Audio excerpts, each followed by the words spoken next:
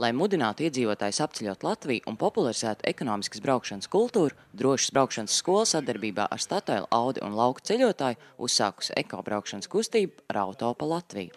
Atklājot šo kustību, 7. jūlijā ekonomiskās braukšanas rallijā pa Kurzemi devās 3 komandas, kuras veido sabiedrībā pazīstami cilvēki. Mani sauc Artūrs Meidnis, šī ir mūsu komanda. Gribu stādīt priekšā komandas kapteini, kas esam mēs, protams. Jā. Komandas kapteini un kapteiņa labā roka Mārtiņš Hartmanis. Hello! Ļoti labs futbolists, starp citu, jāskatīs. Un komandas kapteiņa kreisā roka Edgars Augstkalns. Meitenes nebūs mums līdzi. Jā, Edgars Augstkalns cilvēks, kas vienkārši patīk sievietēm. Jā, labākais raksturojums gatavs. Svētais, paldies. Meitenes piedodiet, meitenes paliek mājās. Draudzenes, sievas un kas mums vēl ir, jā? Visādas tautas, visi bērni. Visi paliek mājās. Tas tā speciāli.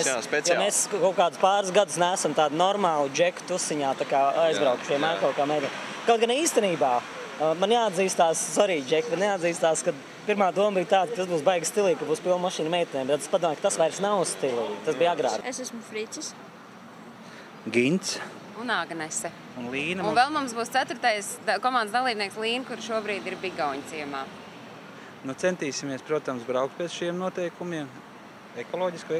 Ekonomiski. Ekonomiski, jā. Un ekoloģiski. Tad jau ekoloģiski sanāk. Es esmu Misters Bērns. Es braucu pa velti visur, kur var braukt jau. Artis Kaimiņš un Inita un Gatis. Un kāpēc jūs piekritāt braukt? Kas tas par stulbu jautājumu? Tas pavēļi atbildēt tu, kā tu šo jautājumu. Vienkārši jābrauc, jāuzvar, jābrauc, un mēs to gribam, mēs to varam. Komandām tagad ar otro numuru var teikt, ka starpē Artus un Kaimiņš. Aiziet!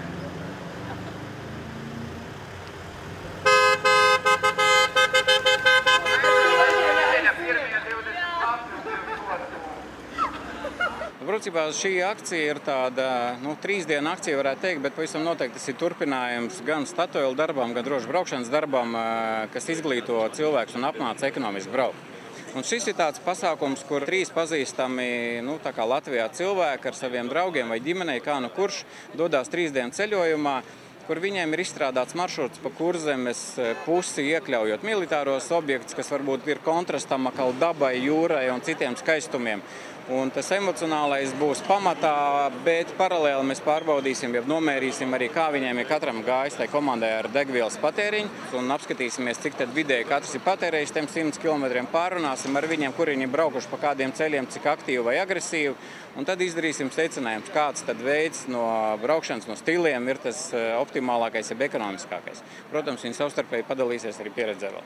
Ekobraukšanas kustības nākamais pasākums paredzēts 15. jūlijā, kad par savām prasmēm braukt ekonomiski un droši, ik viens interesents varēs pārliecināties piedaloties tautas ekorallijā uz Salacgrīvu.